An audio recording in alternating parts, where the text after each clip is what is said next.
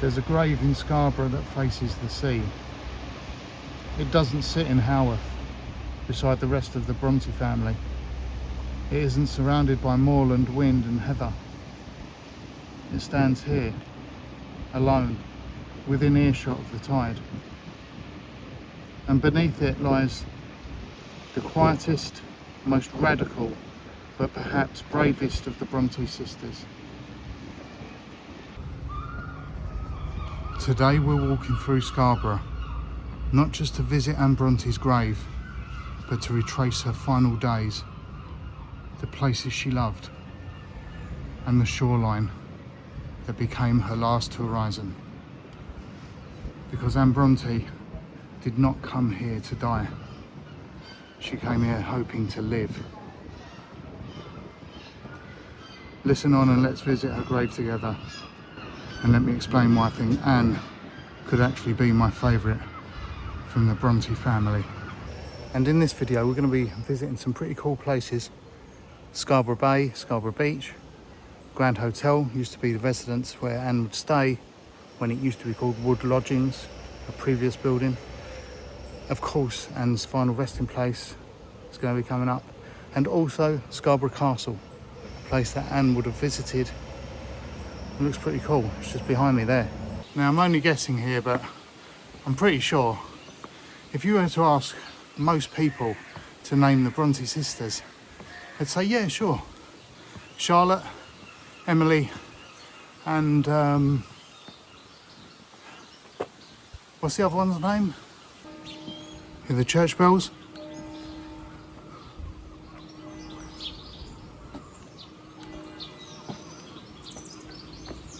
Wow. Amazing. St Mary's Church. But yeah, when people say Brontë, what's the first thing that comes to mind? Writers, famous novelists, Mr. Rochester, the Linton family, Agnes Grey, you know, the list goes on. Or is it the first thing, their name, that evokes a more forceful edge, mirroring them as people, rather than what made them famous? One thing I think when I hear their names, including Bramwell in this as well, to me it usually means something of a more profound definition. The word storm, or storms, if you will. Charlotte's fierce intellect, Emily's wild, elemental passion, Bramwell's alcohol and laudanum addiction, and eventual decline. But Anne was different. She externalised these things by way of, for example, writing about alcoholism, about marital abuse, women trapped in impossible marriages. She wrote about moral courage when it cost everything, and she did it quietly. And she once wrote, no thunder, no drama, just still beneath calm water. And it was here in Scarborough where her own story ended.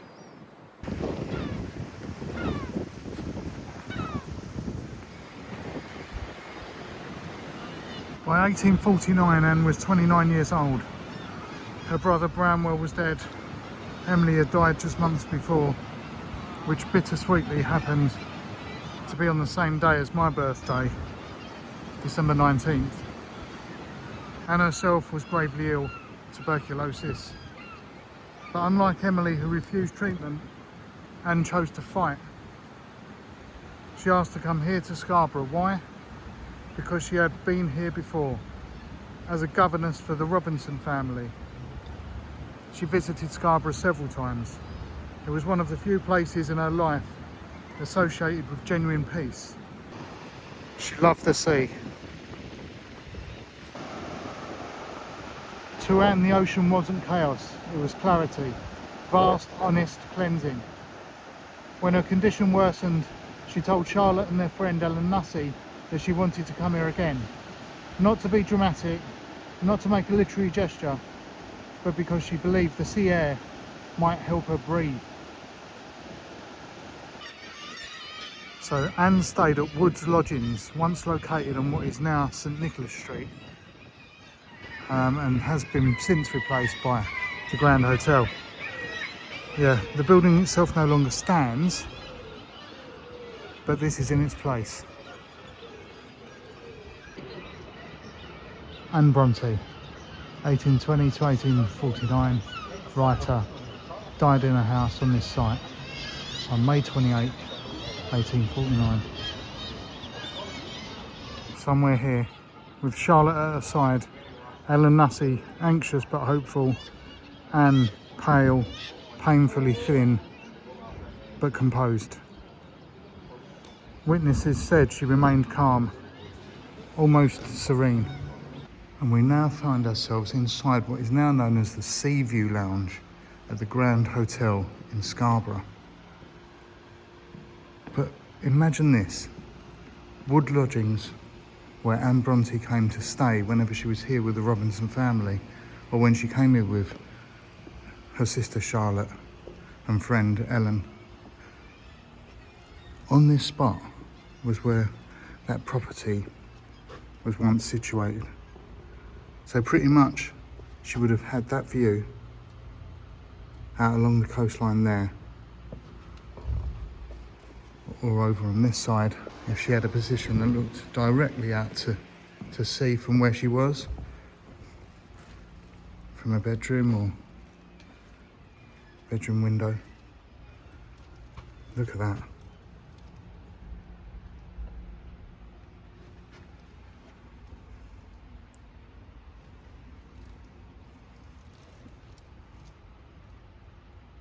Can see why she loved the place.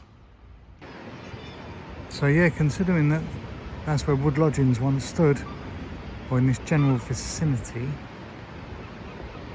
that would have been Anne Bronte's view. Watching those donkeys going up and down on the beach.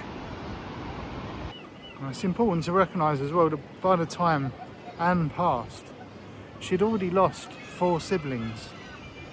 2 she barely even knew, because they died so young, her elder sisters. But then Branwell and Emily, they came along afterwards. And then unfortunately for Charlotte, she had to witness 5.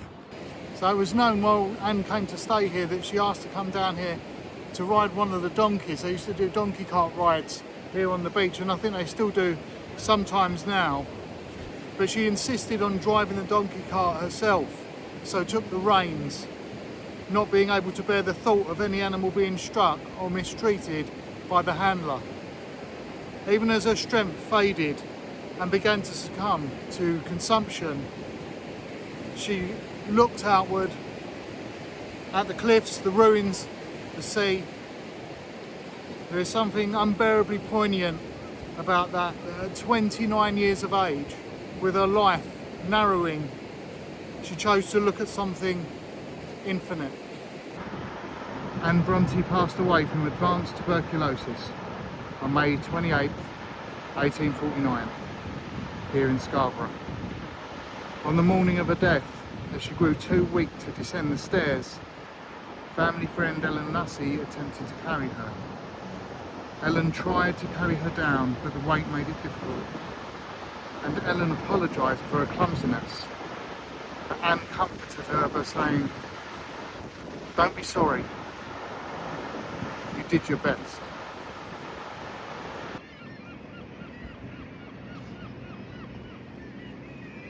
Now, our final hours, I was sat on a window sofa on the lower floor. I must apologise, by the way, for the crosswind along this bay, but I think I want to do some of this video at least at a place that meant so much to Anne Brontë. But so yeah, I'll do my best. But in her final hours, sat at a window sofa on the lower floor, Anne felt a change and asked for a doctor. Upon learning she'd entered her final hours, her dying hours, she thanked the doctor for his honesty and thanked both her sister Charlotte and Ellen Nussey for their care. Throughout the morning, it is said that Anne drifted into memories of her childhood and remained remarkably calm. Her final words were to Charlotte, "Take courage, Charlotte. Take courage." She died at around 2 p.m. at the age of 29. This is Scarborough Lighthouse here on Vincent Pier, which was first established in 1804 to safely guide vessels into the harbour. The harbour itself is just below Scarborough Castle and alongside South Beach. It is said that the harbour here, there has been a harbour here since the 11th century. In a short while we're going to be going up to Scarborough Castle, which is just up on the hill there, where once Anne asked to be taken on a donkey cart to see the castle and insisted on walking short distances whenever she could.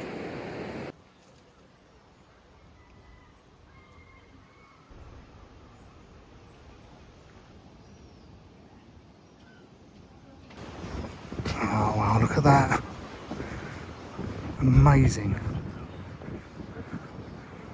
Foreboding, but stunning.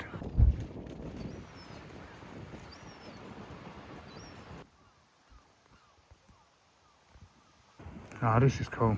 In the grounds of Scarborough Castle. It apparently was known as the Roman signal station, or is known as the Roman signal station. And down here I think is the Chapel of Our Lady. There's going to be some more information there. But yeah, late 4th century AD. This dates back to. Let's check out the sign quick. There we go, St Mary's Chapel. First built about AD 1000 and rebuilt in the 12th and again in the 14th century. It stands in the ruins of a Roman signal station built about AD 370 to give warning of Anglo-Saxon raiders. Let's go a bit closer. Before this time, the headland was occupied about 500 years BC by Iron Age settlers from the Low Countries or the Rhineland. But in keeping with the Anne Brontë trail, she was known to love her walks around, just like her family, out on the moorland, and this would have been no exception to the rule, because there's so much cool stuff to see around here, like this well. Just try not to drop the device into the well. I forgot to go down the steps. Let's go and have a little looky here.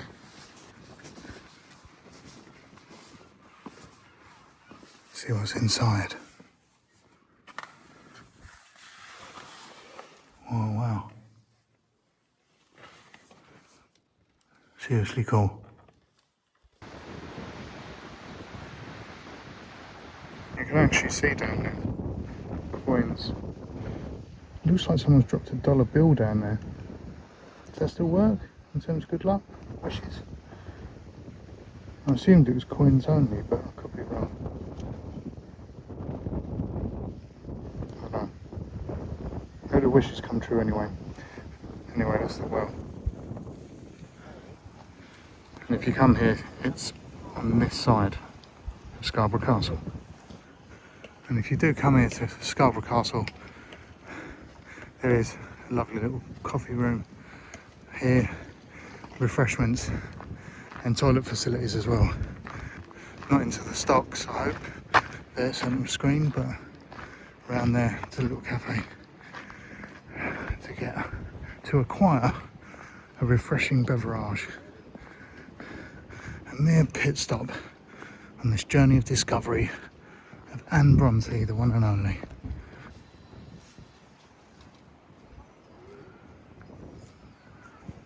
Oh, it's my mistake, it's not, this first building isn't a coffee shop that's situated next door. This is the Master Gunner's house. Something else to come and see. Oh, look at all these old photographs of the castle. Not that it would have changed much. It's still in ruin and was in ruin, but look at that. It's an interesting place. An addition to coming to see the castle. you can come and see this as well. Master Gunner's house. It's also got upstairs. Let's go out and check out what's up there.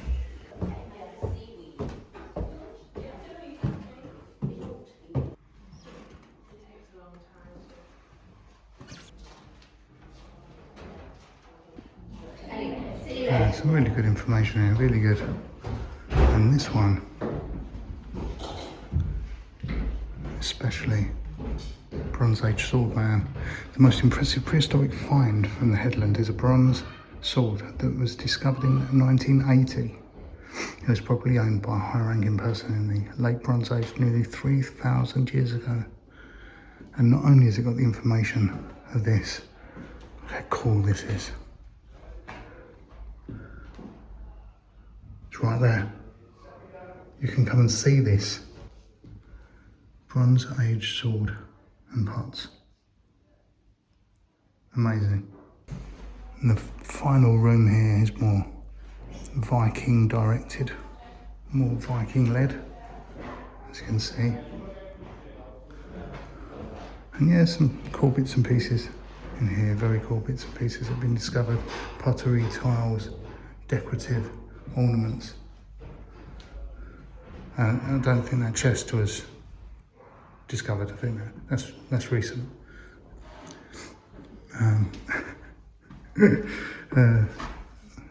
Sorry. Let's continue.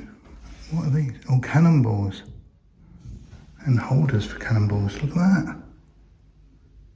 Very innovative. Yeah, what a cool little place. Glad I come in here.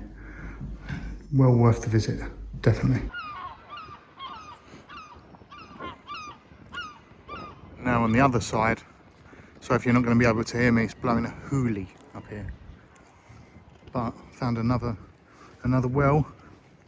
This one can't see the bottom of, however. Well, I can't. Down there, maybe the camera picks out. I'm going to go up to see what's it like from that viewpoint up top before going up into the castle itself.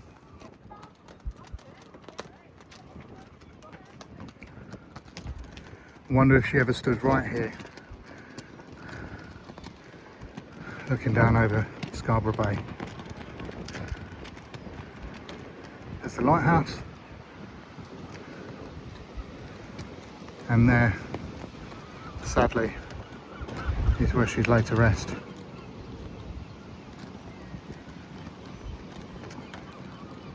Yeah, that potentially could have been a view that Anne Brontë had at some point or another. Little did she know then that that was going to be her final resting place. Or perhaps she did, though she had it in mind, I don't know.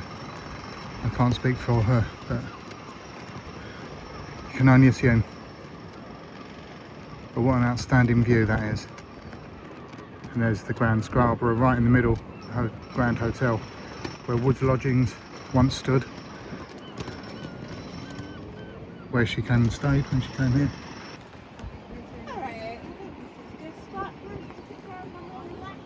Yeah, it's definitely the money shot up here.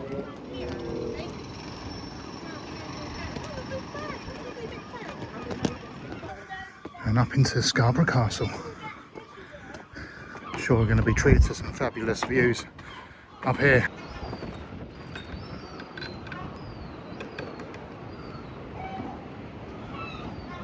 Look at that. Inside the keep. And the keep, I believe, is 12th century. Let's see if we can get a good view from out here.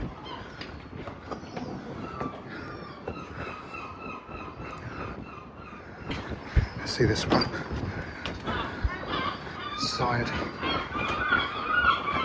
That looks over where we just were. Gunner's house. Coffee shop in the middle there. Great view along the coastline. That direction, going up towards Robin Hood's Bay and Whitby, where, if you watched the previous video, I was at Whitby Abbey and Mary's Church there as well, walking in the footsteps of Bram Stoker and Dracula, which is castle here kind of reminds me of a little bit. So feel free, please, to go and watch that video. Bram Stoker's Dracula in Whitby.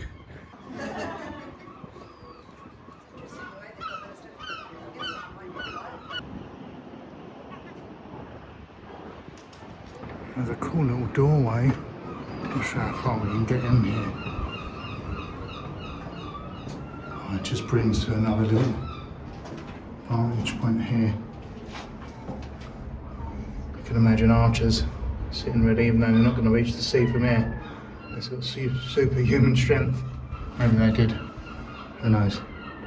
Mythology tells us they were superheroes back then, so I guess we better believe them, even though fairly unrealistic. From here, out those arches, out those arched windows, the views are immense. The air is crisp, pressing against you. The sea stretches as far as the eye can see.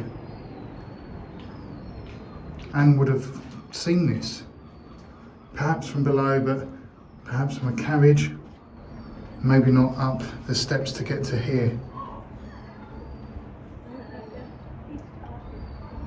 Her final novel, The Tenant of Wildfell Hall, which for me personally is probably the most complete novel of all Bronte's literature combined, shocked Victorian society. A woman leaves her abusive, alcoholic husband and supports herself. Ah, the scandal, and she refuses to return to him. Even worse. Can you imagine how this was received in 1848? Critics called it coarse, and Charlotte later even suppressed republication. But today, what would it be called today? Revolutionary? And standing here, you realise something. Anne Brontë was not the gentle afterthought. She was the modern one. And before we leave, I think it's important to have a look at the structure of this place. So you can see the lower ground there. Some storage arrangement going on down there, and then the original old fireplace and burning away there, chimney up. And then above, which would have been the first floor, see that? That would have been the other fireplace around there, and then you've got one final floor above.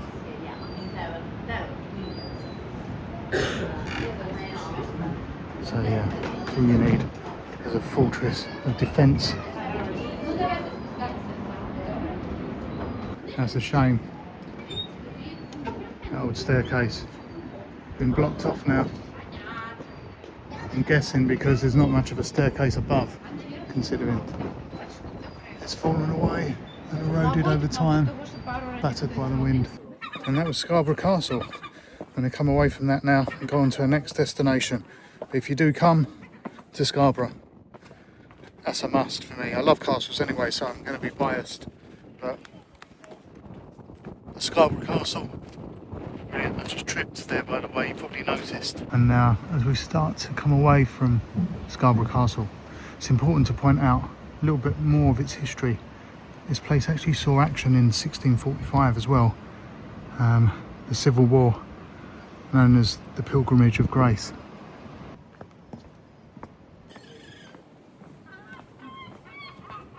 In her last days, Anne was brought down to the beach. Think about that. Weak, feverish, breathing painfully, but still wanting to see this. Breathing the salt air, mesmerised by the rhythm of the waves. Charlotte later wrote that Anne faced death with mild and steady resignation. But I wonder if that word, resignation, quite captures her. Anne wasn't passive. She chose Scarborough.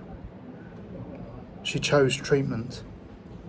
She chose honesty in her writing. And perhaps she chose this view too.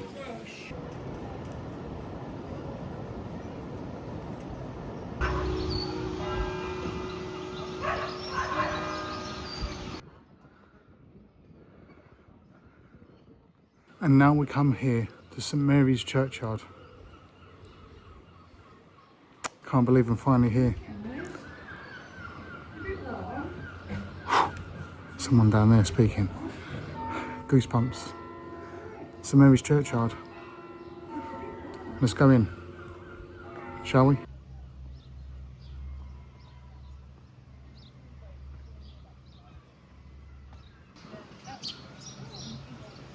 Look at this place, the beauty of it. No wonder when Anne Brontë and the Robinsons came here, they came and attended services here. And here we have another entrance and exit to the church. Now, I've never been here before, so I'm not sure where Anne Brontë's grave is. So we're just going to go through it, wander around. There's Scarborough Castle in the background on the right, where we just were. We're just going to go anti-clockwise and see where we end up. Now, I'm not sure how long exactly I've wanted to come here to visit Anne Brontë grave. But I know I read Agnes Grey in the Tenant of Wildfell Hall probably about 3.5, 4 years ago, and that definitely cemented that decision. So I wanted to make the effort to come to Scarborough and see this beautiful place and its people, but most importantly, to pay my respects to someone I greatly admire.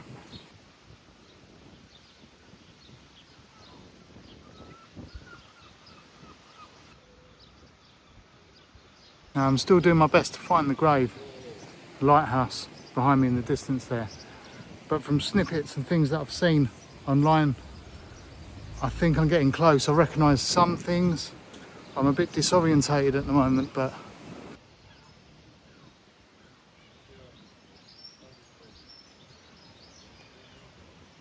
okay, now I've been walking around the graveyard for probably about 5 minutes, and I was kind of sure it was going to be over on this side right here, with a view out to sea beyond, because I know I've seen photos with St Mary's in the background as background shot, and people usually go on this side.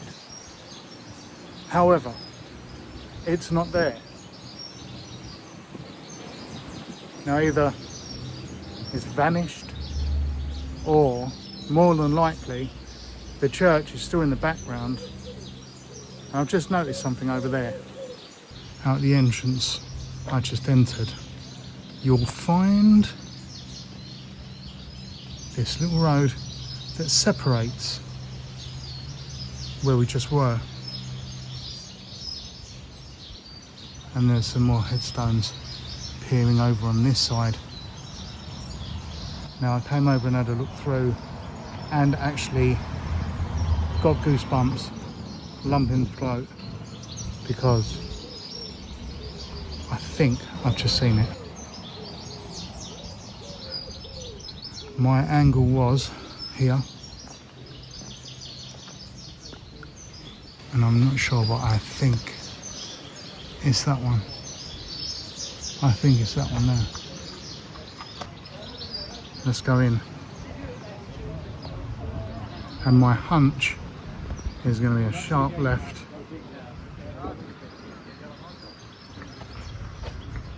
And I think it's already got flowers on there.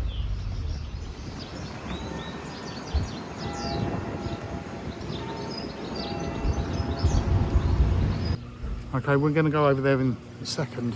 There are some people, as you can see, currently paying their respects, which is still good to see after all this time. It's beautiful here today, the sun is shining, and in this small graveyard just to the side of the main church area over on that side is where you're going to find Anne's grave, and I think they're just leaving. Let's do this. Oh man, how long I've waited for this moment. Anne Brontë, 1820 to 1849, novelist and poet. and the rest of it reads, so the original headstone reads, "Here lie the remains of Anne Brontë, daughter of the Reverend Patrick Brontë, incumbent of Haworth, Yorkshire. She died aged 28, May 28th, 1849. And here, I knew about this as well, but the text contains one error. Anne Brontë was aged 29 when she died. This plaque was placed here in 2011 by the Brontë Society.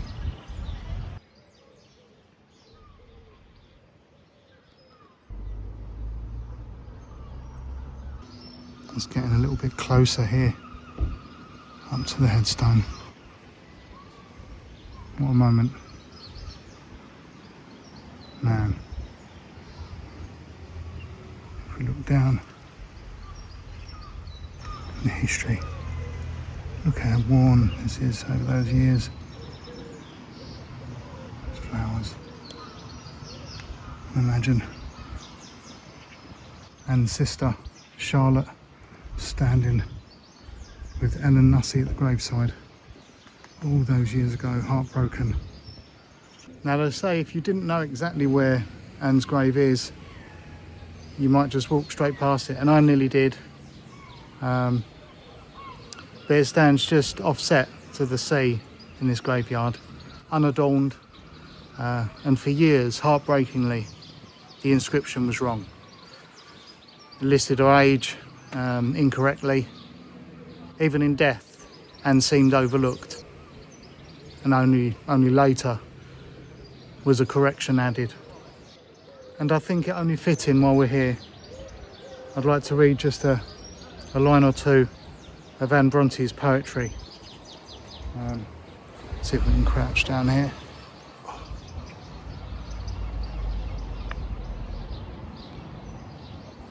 So from Anne Brontë.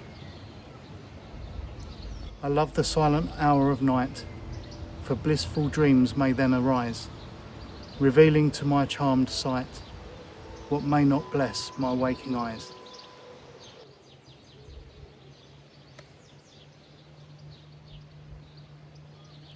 And it's funny because I've said it before as well, that I believe that Anne Brontë was probably the most complete writer, complete novelist of the Brontë sisters. Everyone has their favourites, obviously. Emily is way up there for me, but Anne certainly can't be overlooked. And the rest of the family, as I say, are buried, laid to rest in Haworth. And even though Anne Brontë is many miles from there, she loved coming here. She wanted to come here right near the end, and she thought this place potentially could cure her.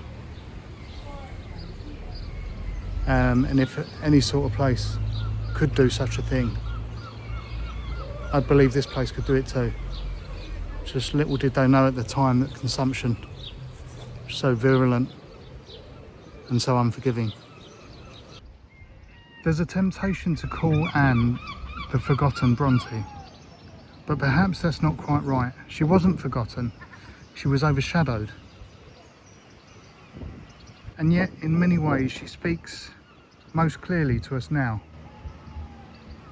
She wrote about addiction with empathy and clarity. She exposed marital cruelty. She insisted that women deserved autonomy. And she did so without romanticising suffering.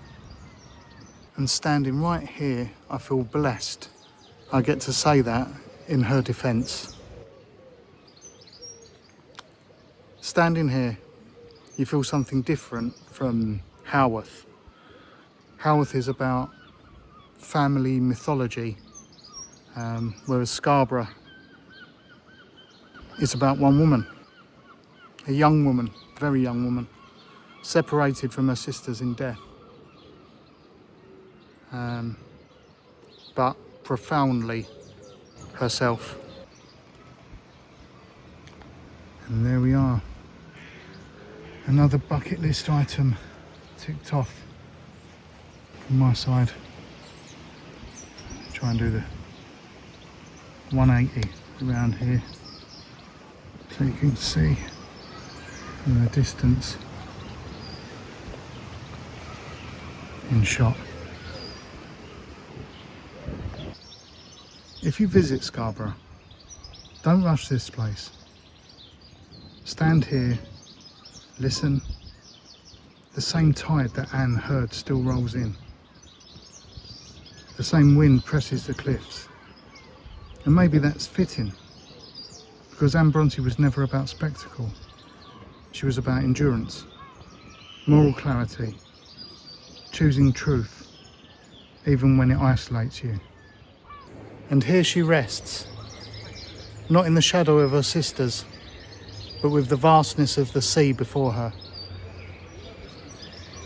There's a grave in Scarborough that faces the sea. It doesn't shout for attention. It doesn't demand pilgrimage. But if you stand here long enough, you begin to understand. The quietest Brontë may have been the bravest of them all. And perhaps, just perhaps, this is exactly where she was meant to be.